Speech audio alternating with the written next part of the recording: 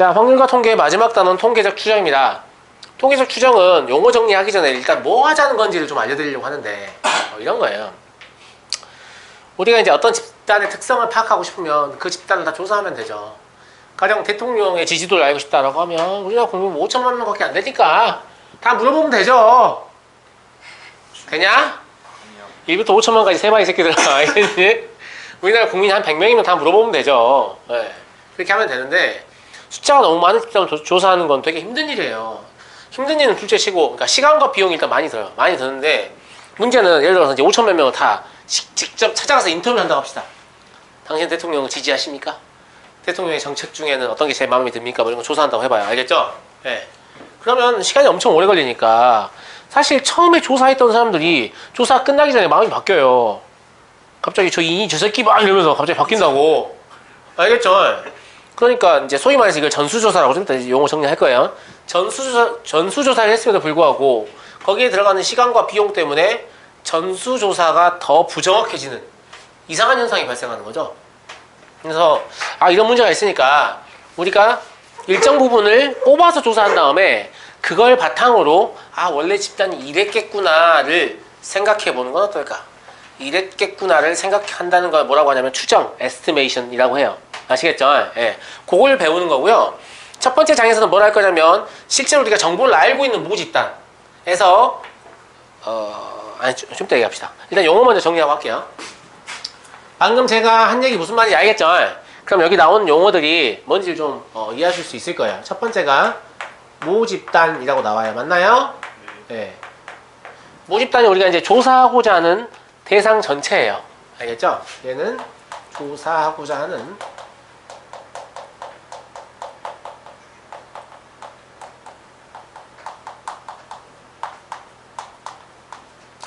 이 아이를 조사할 수도 있겠지만 이 아이를 조사하는 건 너무 시간과 많은 시간과 비용이 들어서 오히려 더 정확하지 아니할 수도 있으니까 이 중에서 일부만 뽑아가지 그걸 뭐라고 하냐면 표본이라고 해요. 표본. 일부만 뽑아서 얘들 좀 조사해보자. 무슨 말인지 알겠죠? 네. 그래서 얘는 조사하기 위해 뽑은 모 집단의 일부예요.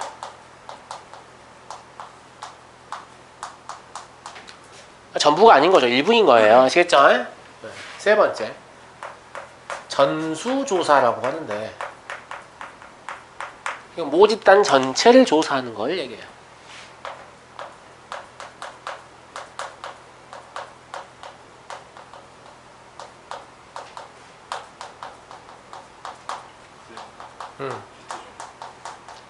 꺼버릴게요. 모 집단 전체를 조사하는 것을 전수조사라고 해요. 전수조사가 아까 제가 말씀드린 것처럼 시간과 비용의 문제 때문에 문제도 좀 생기지만 이런 경우도 있어요. 여기 형광등 달려있죠? 형광등 같은 거 본인 직접 사본 적 있어요? 없어요? 그 겉에 스페시피케이션이라고 하죠? 제원을 보시면 뭐 사용시간 몇 시간 이렇게 써있어요. 알겠죠? 존나 웃기잖아. 네가 켜봤냐? 이런 거죠. 사실 켜봤습니다. 공장에서 켜봅니다. 아시겠죠? 예. 근데 켜본다는 것은 뭐냐면 이 아이의 제품이 수명이 다 할 때까지 켜놔야 되잖아요. 맞아요? 그럼 전수조사를 해서 이제 제품의 스펙을 작성한다고 하면 100개를 생산했는데 100개를 다 켜봤어요. 다 사망했을 거 아니에요. 할 수 있는 게 있어요? 없어요? 없죠. 맞아요. 아니 걔 병신인 거죠. 그러니까 사실 100개를 생산했으면 한 개만 켜보고 몇 시간 정도 되는구나 이러고 파는 게 정상 아니에요? 그렇죠. 예, 이런 경우에도 표본조사가 훨씬 더 유리하죠. 이해되시죠? 예. 그래서 네 번째, 표본조사. 얘는 당연히 표본을 조사하는 것이죠.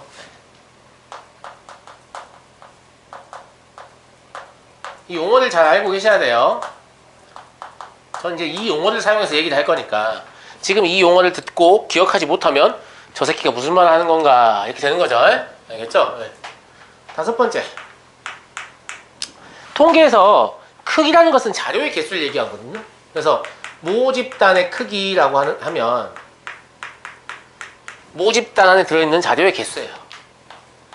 모집단에 포함된 자료의 개수.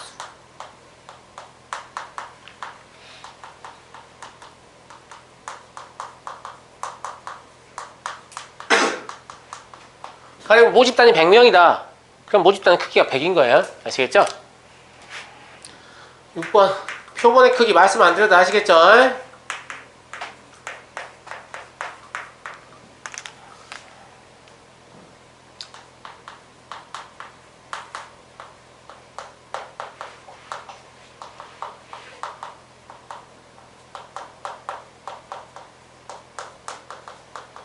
특히 이 통계학은 표본의 크기를 몇 개로 할 것인가에 굉장히 관심이 많죠.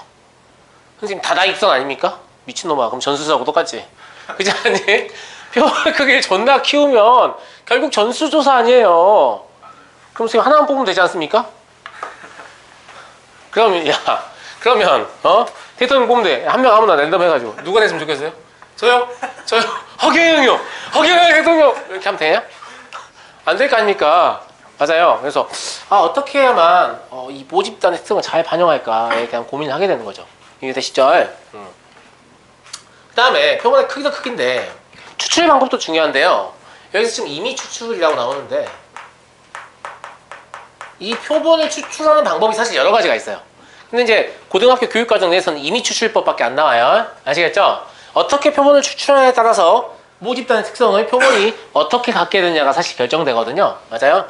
여기서 소개되는 이미 추출법은 뭐냐면 그냥 뭐하고 똑같은 거냐면 수학적 확률의 전제 조건 뭐였어요?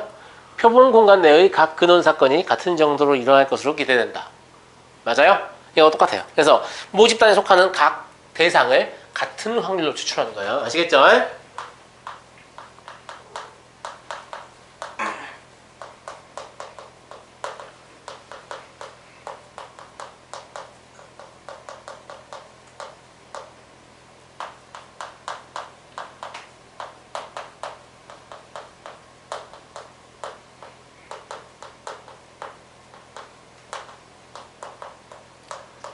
이미 추출이 나오는 이유는 이미 추출이 좋은 방법이라서 나오는 게 아니고 이미 추출이 가장 쉬운 방법이기 때문에 나오는 거죠.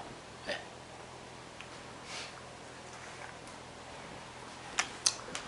그리고 이미 표본이라고 하면 당연히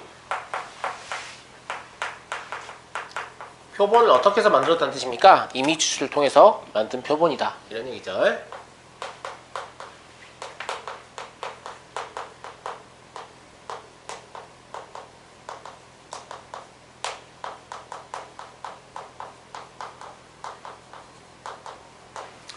여기 등장한 8개 용어는 그래도 아셔야 수업을 이해할 수 있지 않을까. 알겠니? 자, 그러면 결과적으로 뭘 얘기하고 싶은 거냐면 표본조사라는 거에 대해서 얘기하고 싶은 건데 이 표본조사가 모집단의 특성을 잘 반영하게끔 표본조사를 해야 되거든요. 그러려면 실제 모집단과 표본이 어떤 공통점을 갖고 어떤 차이점을 갖는가를 아는 게 중요하죠. 그래서 첫 번째 장에서는 우리가 사실 전수조사를 해도 상관없을 정도의 적은 양의 모집단이 있어요. 크기가 작은 모집단. 알겠죠? 그걸 가지고 모집단에 대한 정보를 다 들고 있을 거 아닙니까? 그죠? 근데 그걸 일부러 뭘 해보는 거예요? 표본조사를 해보는 거예요. 그래서 이 표본의 어떤 특성을 본 다음에 모집단과 비교를 해보는 거죠. 그럼 표본은 실제 이런데 모집단은 이렇게 되는구나. 표본은 이렇게 되는구나. 모집단은 이런데 표본은 이렇게 되는구나. 두 개를 비교해서 그 차이를 좀 알게 하는 게 첫 번째 장의 목적이고요. 두 번째 장 가시면 이제 뭐 하냐면 실제 모집단을 모든 상태에서 표본을 이용해서 모집단의 성질을 추측하는 걸 하게 돼요. 아시겠죠? 그걸 통계적 추정이라고 하는 거고요. 이 단원에서 뭘 하고자 하는지 파악하셨죠? 그걸 알고 듣는 게 중요합니다. 알겠죠? 네, 그걸 하려고 하는 거예요.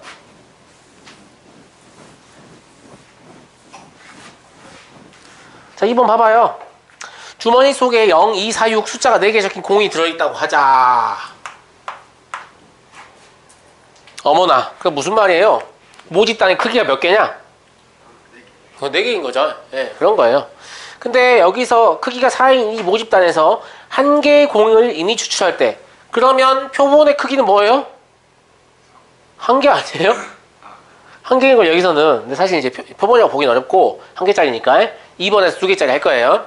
근데 여튼 X의 확률 분포를 써봐라 라고 했는데 어차피 0 아니면 2 아니면 4 아니면 6 아니에요? 그리고 오늘 랜덤 샘플링 즉 이미 추출을 쓰기 때문에 0이나 2나 4나 6을 취할 확률 다 똑같은 거죠.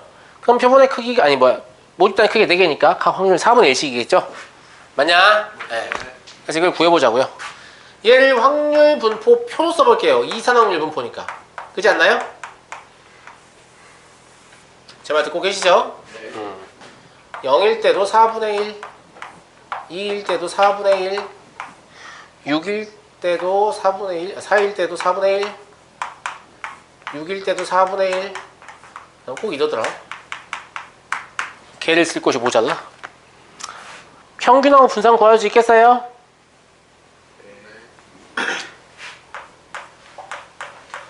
평균 얼마냐? 4분의 0 더하기 2 더하기 4 더하기 6이냐? 평균 3이네요. 맞죠? 분산 구해보죠.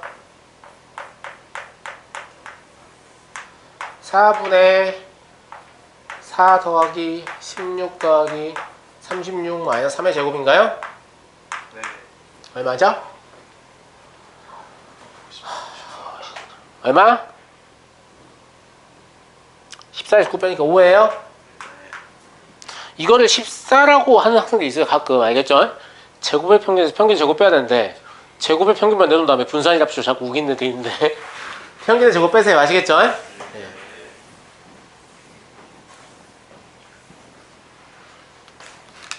자 보세요. 얘를 뭐라고 하냐면 밑에 적혀있긴 한데 모평균이라고 해요. 그냥 평균이라고 불러도 되는데 우리가 지금 표본을 같이 등장을 시킬 거잖아요. 두 개를 구분해야 돼서 모집단의 평균이다. 모평균. 그럼 얘는 뭐가 되겠냐? 모분산 이렇게 되겠냐? 맞아요? 루트 5는 모표준편차가 되겠죠.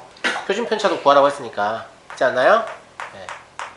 루트 5가 될 건데 얘는 모표준편차 이렇게 되는 거예요. 2번 보시면 두 개의 공을 복원 추출한다 라고 돼 있어요. 이 상황에서 두 개의 공을 복원 추출. 그럼 숫자로 몇 개 나옵니까? 숫자로 2개 나오겠죠. 나올 수 있는 숫자를 첫 번째 걸 제가 x1이라고 하고 두 번째 걸 x2라고 할게요. 알겠죠? 알겠냐? 네. 그럼 이 둘을 평균 낼 수 있죠. 이렇게 예. 얘를 표본 평균이라고 하고 x바로 씁니다. 아시겠죠? 이 x바가 뭐라고요? 표본 평균입니다.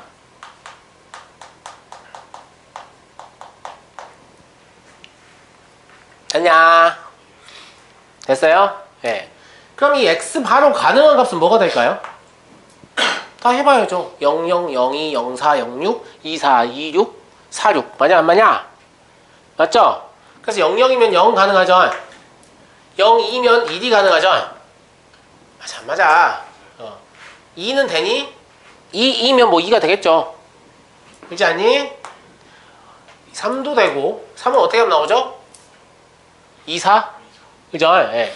4도 되죠. 4, 4 하면 되니까 5도 되죠. 4, 6 하면 되니까 6도 되죠. 6, 6 하면 되니까 그러니까 0, 1, 2, 3, 4, 5, 6이 다 가능하거든요. 맞습니까? 이걸 가지고 x바의 확률 분포를 한번 꾸며보죠.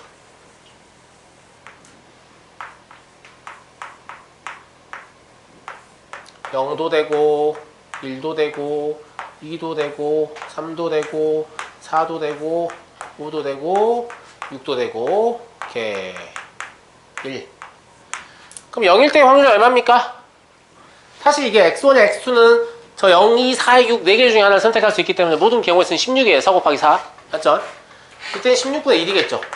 00밖에 안 되니까 맞냐? 여기는 16분의 2죠. 0이랑 2, 0이 되니까 맞지? 이런 확률 계산 정도는 그냥 암산으로 돼야 한다고 알겠냐? 앞에 다 했잖아. 그래서 얘는 2는 0, 4, 4, 0, 2, 2 3개죠. 아니냐? 맞죠? 3은요? 0, 6, 6, 0, 2, 4, 4, 2 4개죠. 맞죠? 4는요? 2, 6, 6, 2, 4, 4 3개죠. 5는요? 4, 6, 6, 4 2개죠.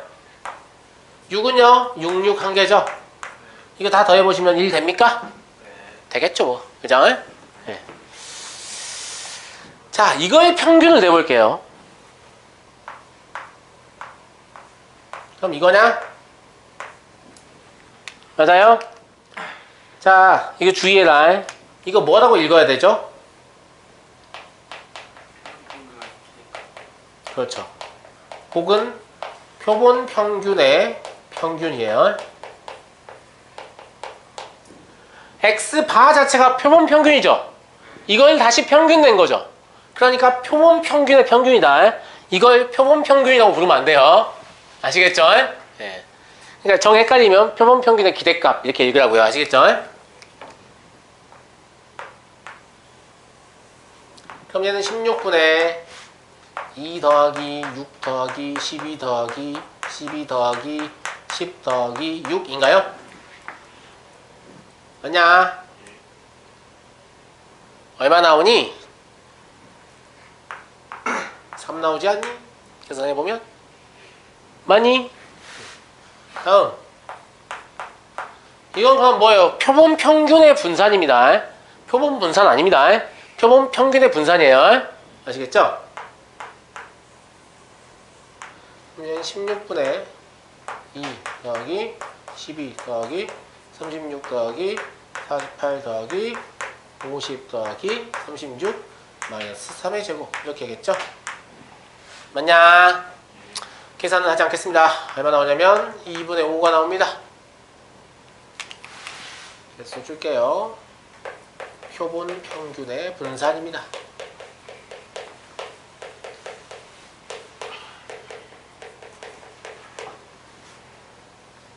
사실 꼴랑은 4개짜리 하고 2개짜리 하고 해서 일반화 시키면 좀 안 되지만 그냥 일반화 시킬 거예요. 아시겠죠?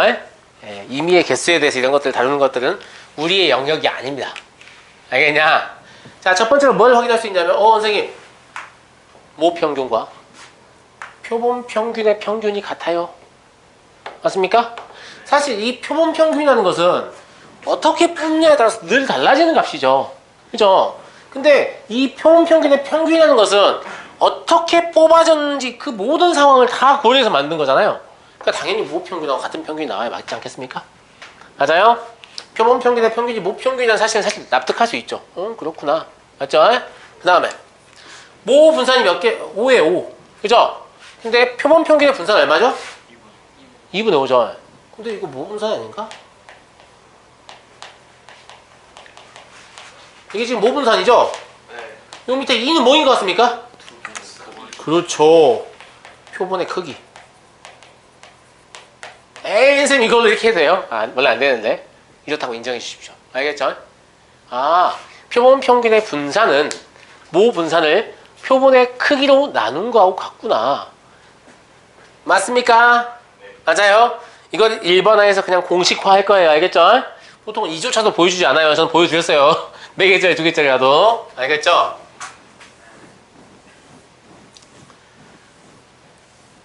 그래서 요게 개수가 늘어나도 그냥 성립하거든요. 예, 성립한다고 알려져 있으니까 그냥 외우시면 되고요. 문제 3번 보시면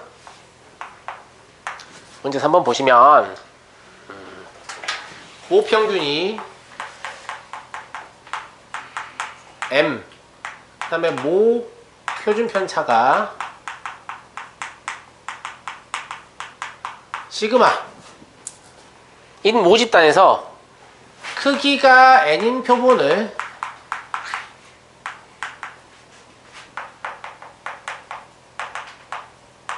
복원 추출할 때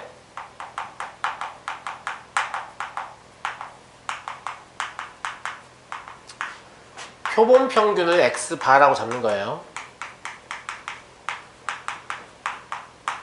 알겠죠? 그럼 이 x바라는 건 사실 뭡니까? x1 더하기 x2 더하기 땡땡땡 xn까지를 n으로 나눈 것이죠. 맞죠? 맞죠? 네. 첫 번째, 요 표본 평균의 평균은 모평균과 같습니다. 두 번째, 표본 평균의 분산은 모 분산을 표본의 크기로 나눈 것과 같습니다.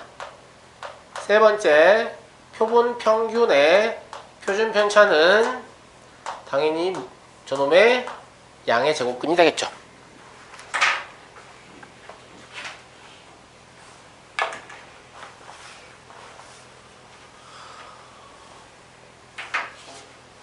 맞니? 맞아요. 그래서 그 밑에 의미를 제가 나름대로 써놨어요. 알겠죠? 예. 그나마 좀 이해를 하시라. 무작정 외우지 말고. 그래서 첫 번째 뭐라고 되어 있냐면 표본 평균 자체는 뽑을 때마다 늘 다른 값이 나오죠. 맞아요. 근데 이걸 평균 내면 모든 상황을 다 고려하기 때문에 모평균하고 같아질 것 같은 생각이 들죠. 직관적으로. 맞죠? 두 번째, 이거 어떻게 기억하시면 좋냐면 사실 표본의 크기가 커지면 커질수록 표본 평균의 표준 편차가 작아지고 있죠. 그 말은 표본 평균이 점점 어디에 가까워지고 있다는 거예요? 그렇죠. 모평균과 가까워지고 있다는 거죠. 극단적으로 얘기해서 표본의 개수를 모집단의 크기하고 똑같이 하면 그렇죠. 표본 평균이 곧 모평균이 되잖아요. 맞아요? 그러니까 쉽게 말해서 예를 들어서 니네 반이 한 반이 50명인데 50명의 평균 성적이 이미 나와 있어요. 근데 2명 뽑아서 평균 내면 반평균하고 차이가 꽤 크겠죠. 맞아요? 40명 뽑아서 평균 내면 별로 없겠죠. 그런 얘기죠. 아시겠죠? 예, 그렇게 기억하시면 조금 기억하기 좋지 않나요? 맞아요? 그리고 그 밑에 비보고 추출의 경우 어쩌고저쩌고 이건 그냥 한번 읽어만 보세요. 별로 유의미한 내용은 아니에요. 알겠죠? 넘어갑니다.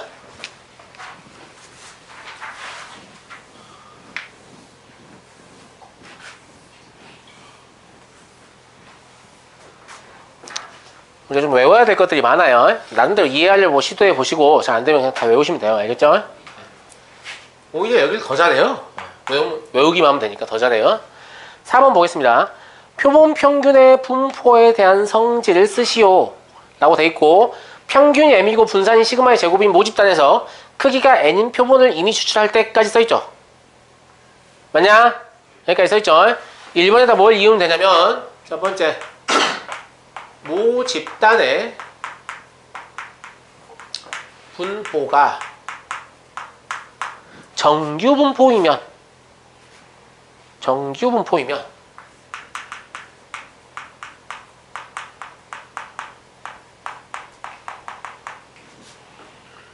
표본 평균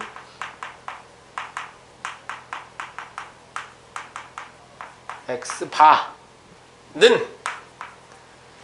정규 분포를 따릅니다. 근데 표본 평균의 평균은 뭐하고 같아요? 모평균하고 같죠? 표본 평균의 분산은 뭐하고 같아요? 모 분산을 표본의 크기로 나눈 거하고 같죠? 네. 그러니까 이렇게 이놈을 따르겠죠. 맞냐? 그럼 1번 보고 학생들이 이렇게 이해한다고. 아, 모집단이 정규분포니까 당연히 표본 평균도 정규분포를 따르는구나. 같은 정규 이렇게 매칭이 되는 개념이구나. 이렇게 생각을 하시거든요. 근데 그런 개념 아니에요. 자, 볼까요? 그 저기 n 앞에다가 묻히신 다음에 제곱 쳐줘야 되는 거 아니에요? 어디요? 여기요? 네. 아니죠. 이게 지금 분산을 그냥 쓴 거니까. 그러니까 보통은 표준 편차의 제곱을 쓰니까 이렇게 쓰고 싶은 마음이 있겠죠? 그럼 차이가 있나요? 똑같은 거죠? 네.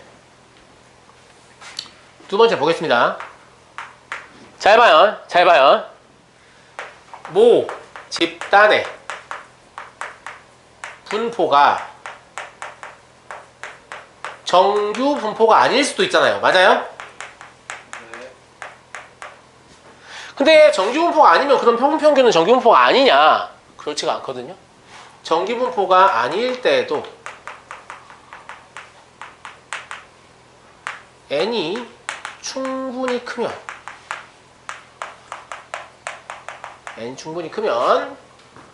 표본 평균 x바는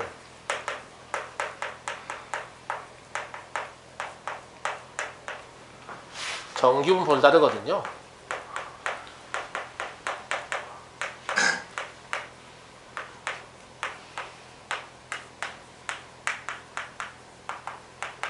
이 말은 무슨 말이냐 하면 모 집단이 정규분포였기 때문에 정규분포의 특성을 표본평균이 가져온 게 아니라는 뜻이죠.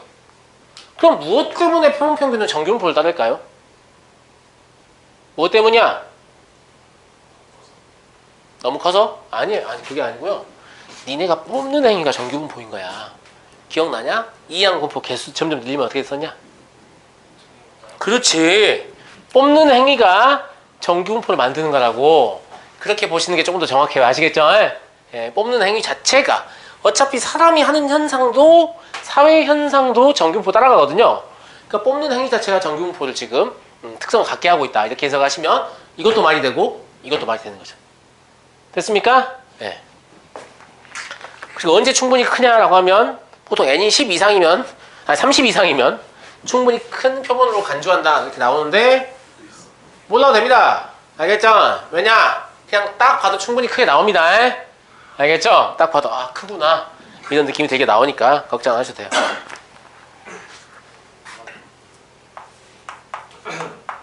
5번 보겠습니다.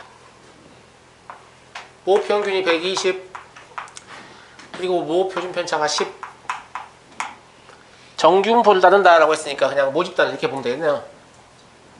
n 120 하고 10의 제곱 이렇게요. 근데 크기가 25인 표본을 추출했습니다. 충분히 크지 않지 않나? 아까 n이 30 이상이라 그랬는데. 누가 적은 거예요? 네? 누가 적은 거예요? 중심 극한 정리라고 통계학에 정한 거예요. 짜져야겠다. 그냥 짜지세요. 아시겠죠? 그러니까 왜 이런 걸 정하냐면 아까도 말씀드렸지만 통계학생이 다 해봐요. 어디를 기준으로 잡는 것이 모집단의 특성하고 가장 유사한 특성을 갖게 되는가. 무슨 말인지 알겠죠? 그래서 뭔가 엄청 구글링을 해봐도 결과적으로 이렇게 해보니까 좀 더 부정확하지 않냐. 이게 더 정확하다. 이게 이유예요. 알겠죠? 알겠냐? 그러니까 그냥 외우는 게 낫죠, 사실. 그냥 외우는 게 나아요. 근데 선생님 25면 충분히 크지 않지 않습니까? 아니 그래도 충분히 크다고 봐야죠. 풀 수 있는 방법이 있냐? 없잖아요. 알겠죠? 그냥 다 충분히 크다고 보면 돼요. 네. 자, 뭘 구하라고 했냐면 표본 평균 지금 구하라는 게 P 115 X 바 124 구하라는 건 이거죠? 맞나요? 그러려면 이 X 바의 분포를 알아야 될 거 아니에요? 맞죠? 이때 이걸 쓰시라고요. 아, 모집단 이걸 따르죠? 맞냐? 그럼 X바는 뭘 따른다고요? N 120이고 표본의 크기가 25죠? 그러면 5분의 12의 제곱인가요? 25분의 100이니까 4잖아요? 맞아요? 그래서 X바는 평균이 120이고 표준 편차가 2인 정규분포를 따른다라고 생각하면 된다니까요? 알겠죠? 지금 여기서 한 얘기예요. 네. 그래서 이놈을 표준화 시키시면 115에서 100 빼면 여기가 마이너스 2.5인가? 여기는 2인가?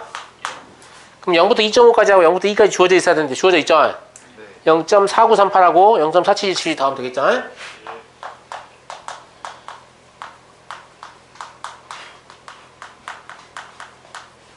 뭐 더하는 건 생략하죠. 얼마 나오냐면 0.9710 나옵니다.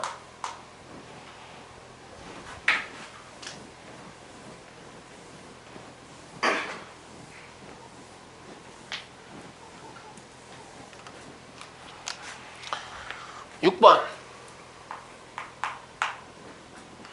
어느 회사에 생산하는 아이스크림 한 개의 무게가 아이스크림 좋네요.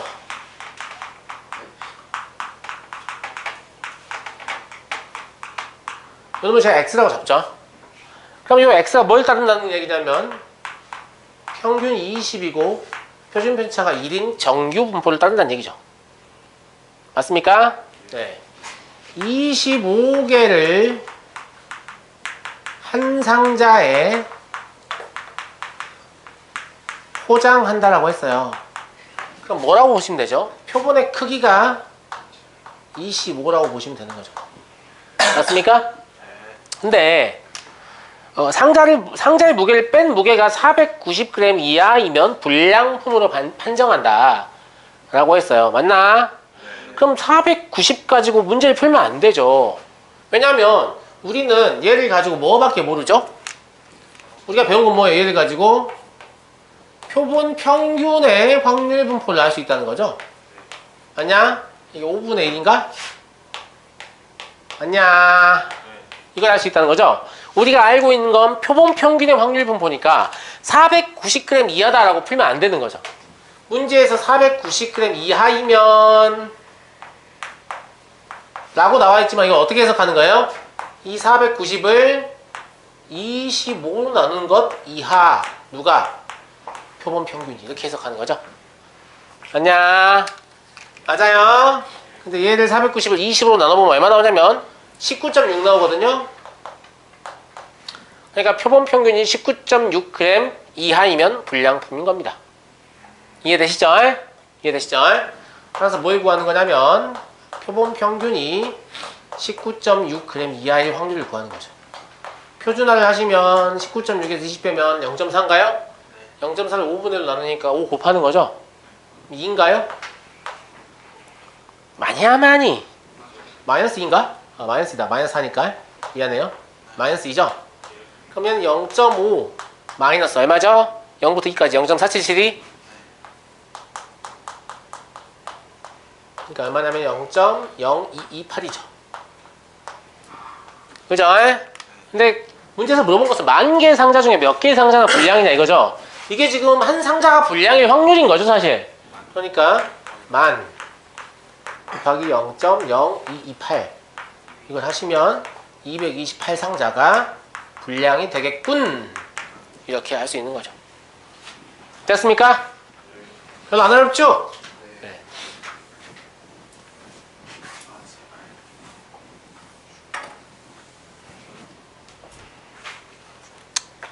이제 여기까지가 모평균의 추정을 위한 기본적인 배경 지식이고요. 두 번째 내용은 모비율의 추정이라는 것도 하거든요. 그래서 모비율의 추정에 관련된 배경 지식 얘기해요. 알겠죠? 이것도 용어 정리부터 시작합니다.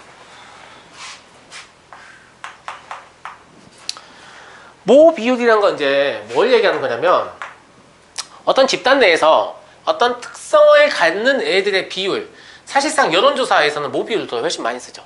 무슨 말이냐? 여기 지금 학생 4명 앉아있죠? 그죠? 근데 앞에 지금 여기 선생님을 좋아하는 학생의 비율 이러면 모비율인 거죠. 근데 4명 중에 2명이 좋아한다고 하면 50%인 거죠. 얼마? 영영 돌아올 수 없는 곳으로 떠나고 싶냐? 어? 모비율 100%죠, 100%. 그죠? 그쵸. 10새끼들아 나가. 그래서 모비율은 보통 기호로 뭘 쓰냐면 population ratio 이 지금 용어 보이시죠? 그래서 모비율은 보통 P로 표현합니다. 아시겠죠? 네. 얘는 모 집단에서 어떤 특성은 이제 문제만 다른 거죠. 어떤 특성을 갖는 대상의 비율입니다. 기호로는 주로 P 이렇게 나타납니다.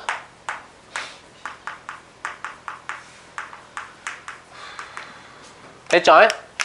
두 번째, 표본 비율입니다. 마찬가지로 얘도 전수조사를 하는 게 좀 불리할 수 있잖아요. 맞아요? 그래서 모 집단에서 이미 추출해서 표본을 만들어요. 그래서 이미 추출한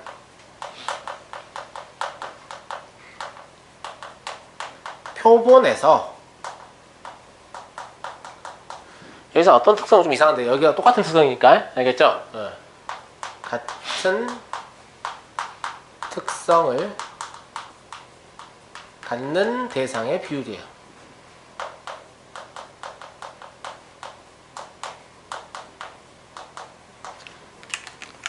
얘는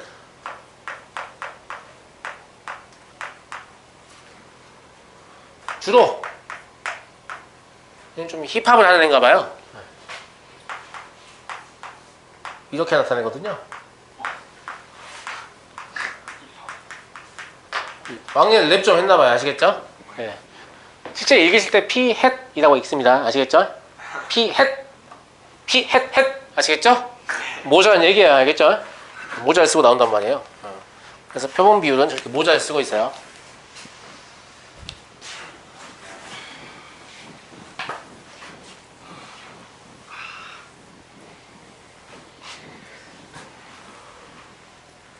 이거 P햇이라는 게 정해진 용어니까 P햇을 읽으셔야 돼요. 알겠죠? 저는 뭐 힙합 소울을 가지고 있어서 P 스냅백이라고 읽겠습니다. 뭐 이런 짓까지 하면 안 돼요. 알겠죠? P햇 아시겠죠? 8번 왜 이래? 자, 모 비율이 P이고 표본의 크기가 아닙니다. 모 비율이 P이고 표본의 크기가 아닐 때 어떤 특성을 갖는 대상의 수 해봐요. 어떤 특성을 갖는 대상의 수 이놈을 확률 변수 X라고 잡았어요. 맞냐? 여기까지만 딱 보고 머릿속에 치는 게 있어야 되는데. 수, 개수, 횟수, 이항분포. 맞아요? 뭐가 미친이야? 수, 개수, 횟수, 이항분포. 그리고 사실 비율은 확률하고 똑같은 개념이죠? 그렇잖아. 상대도수 분포표가 사실 확률이 되는 거니까 비율은 확률하고 똑같은 개념이란 말이에요. 맞아요? 그럼 확률이 정해져 있고 이항분포 이런 개념인 거죠? 그렇지 않냐? 네. 이렇게 잡으면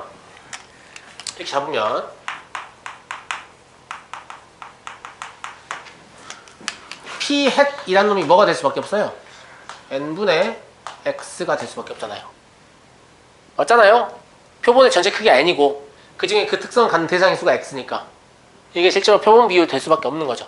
맞나? 이때 우리는 뭘 구하려고 하냐면 E P햇 V P햇 그 다음에 시그마 P햇 이런 것들을 구해보려고 하는 거예요. 표본 비율의 평균, 표본 비율의 분산, 표본 비율의 표준 편차 이걸 구하려고 하는 겁니다. 알겠냐? 알겠냐? 자, 아까 제가 이항분포 얘기를 했기 때문에 조금 더 짧게 얘기를 해도 될까요? 네. 표본 비율 P햇 이놈은 확률 변수 x에다 단순히 n분의 1을 곱한 거죠. 맞아요, 안 맞아요? 그러니까 얘도 확률 변수입니다. P햇도 뭐냐? 확률 변수고 그 다음에 x가 가질 수 있는 값은 어디서 어디까지죠? 0부터 n까지 아니냐? 아니야, 많이? 맞죠? 그럼 P햇이 가질 수 있는 값은 0부터 1까지네요. 되지 않나요? 네, 그렇구나. 라는 것도 알 수 있고요. 그 다음에 모집단에서 각 대상이 그 특징을 가질 확률이 P이기 때문에 이 P를 뭐라고 보시면 되냐면 아까 제가 수는 이항분포라고 했잖아요. 이항분포의 확률로 볼 수 있는 거죠. 맞냐? 맞아요? 네.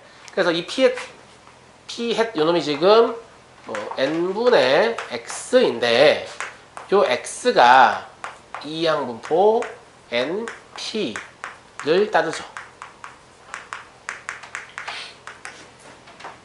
맞죠? 왜 이 얘기를 하냐면 어차피 n분의 1만 곱한 거 아니에요. 그럼 얘 평균과 분산과 표준 편차 우리가 구할 줄 알죠? 그죠? 그러면 단순히 n분의 1 배만 한 거기 때문에 얘 평균과 분산과 표준 편차도 구할 수 있겠죠? 이해되시죠? 여기에서 EX는 뭐였냐? NP였어요? VX는 뭐였어요? NPQ였죠? 그 다음에 시그마 X는 뭐였어요? 루트 NPQ였죠? 이때 P 플러스 Q가 1인 건 다들 알고 있으라고 보고요. 맞나요? 네. 따라서 이 P햇이란 놈은 뭐가 될 수밖에 없죠? n분의 1 곱하기 2x가 될 수밖에 없잖아요. 맞냐? 뭐인 거예요? 표본 비율의 평균은 뭐하고 같다? 모 비율과 같다. 아까 뭐하고 같은 맥락이에요? 표본 평균의 평균은 모 평균과 같다. 이거 같은 맥락인 거죠? 맞죠? 얘는 뭐냐? 얘 기억나지? 기억나시죠? 네. 그럼 뭐 되겠어요? n분의 pq 되겠냐? 그죠? 그렇구나.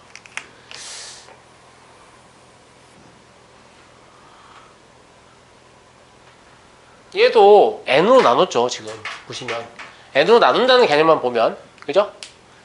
사실 n제곱으로 나누긴 했습니다만은, 그죠? 네. 아까 표본 평균의 분산이 뭐였죠? 모 분산을 n으로 나눈 거 아니었나? 맞아요? 네, 그거 약간 일맥상통하는 개념인 것 같죠? n제곱으로 나눈 거예요. 근데 n으로 나눈 건 아니고, 알겠죠? 그래서 이건 역시 n이 크면 클수록 뭐가 작아지고 있죠? 표본 비율의 분산이 작아지고 있죠. 그래서 샘플의 크기가 완전히 커져버리면, 이론적으로 모집 단어가 같아져 버리면 얘가 그죠? 0에 하나씩 가까워지는 그런 상태인 거죠. 이렇게 보시면 되겠고요.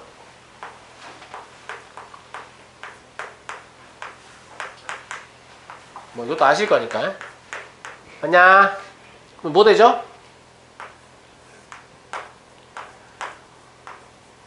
이렇게 되겠나요? 이거 굳이 안 해도 되겠죠? 이거 하면 아는 거니까. 알겠죠? 그래서 이 모 비율과 표본 비율의 이 관계를 잘 파악하지 못하는 학생들이 있는데, 이거 이항분포라고 생각하면 금방 만들 수 있거든요? 그냥 기억해놔. 아, 모 비율 그쪽은 이항분포지? 이렇게. 알겠냐? 네. 그럼 금방 만들 수 있어요.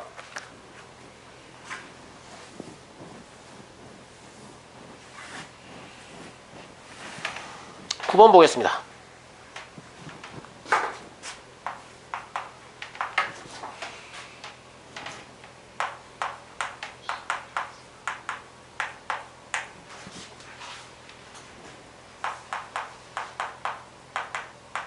이건 여러분 교재에 적혀있죠? 모 비율이 P이고 표본의 크기가 N이고, 그 다음에 N이 충분히 클 때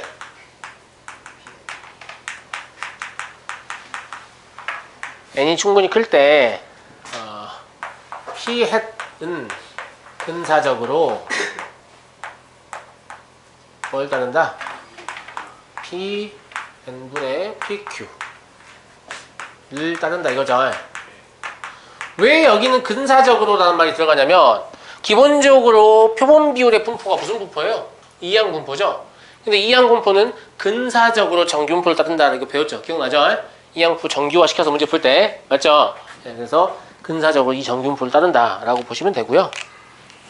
그걸 쓰시면 돼요. 네, 그 이유를 설명하시라고 돼 있잖아요. 있냐? 표본의 크기 n이 충분히 클 때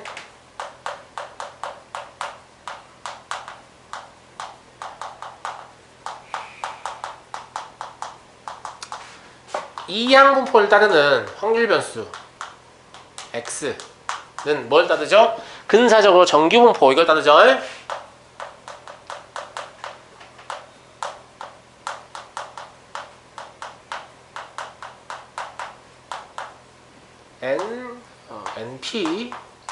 npq를 따르기 때문에 이렇게 쓰시면 되고요. 이게 뭔 상관이냐고 하면 안 돼요. P 해시한 놈 뭐니까요? n분의 x니까요. 맞죠? 맞아요, 맞아요. 그냥 x를 단순히 n분의 1로 나눈 거에 불과하잖아요. 그러니까 얘를 n으로 나눈 얘, 얘를 n제곱으로 나눈 얘가 되는 거죠. 이해하시겠죠? 이해하시겠죠? 네. 굳이 뭘 써보면 이 P 햇 이놈은 n분의 1 EX이고, 그 다음에 VP 햇 이놈은 n제곱분의 1 VX이기 때문이다. 여기까지 쓰시면 완벽한 설명이죠. 여기에 관련된 예제 하나 풀어보고 2장 마치죠.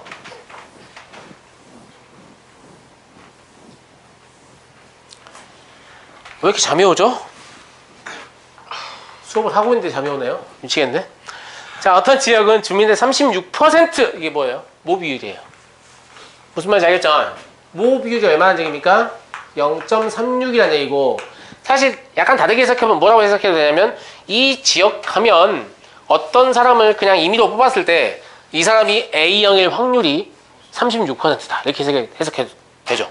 맞아요? 그럼 바로 이항분포로 해석이 되죠. 맞죠? 100명을 이미 추출할 때 n이 100입니다.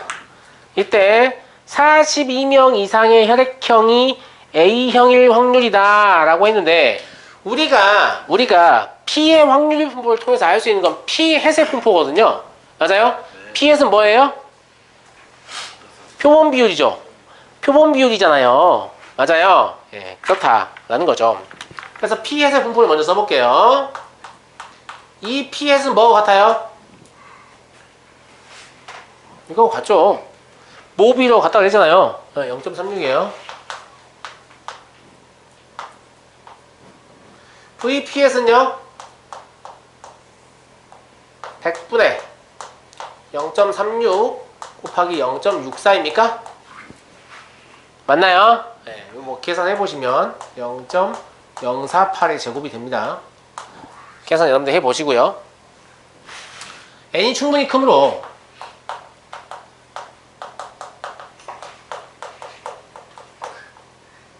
P햇은 근사적으로 뭘 따른다고 볼 수 있어요? 이러한 정규 분포를 따른다고 볼 수 있죠.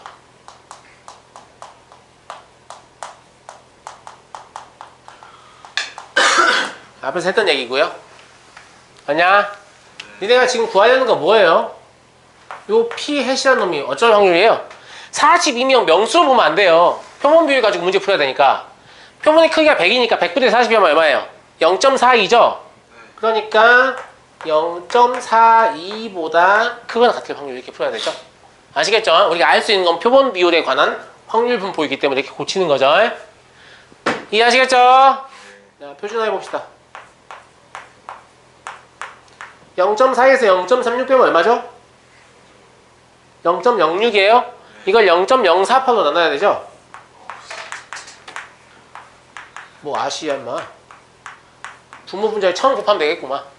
그럼 48분의 60인가? 네. 얼마지? 8분의 20. 4분의 5 아닌가? 1.25죠? 네. Z가 1.25보다 크거나 같다고요. 1.25 나와있죠? 네. 0.3944. 그러니까 0.5에서 0.3944 빼시면 되겠죠? 그러면 0.1056인가요? 네. 그죠? 예. 잠깐 쉬었다 이어서 하겠습니다.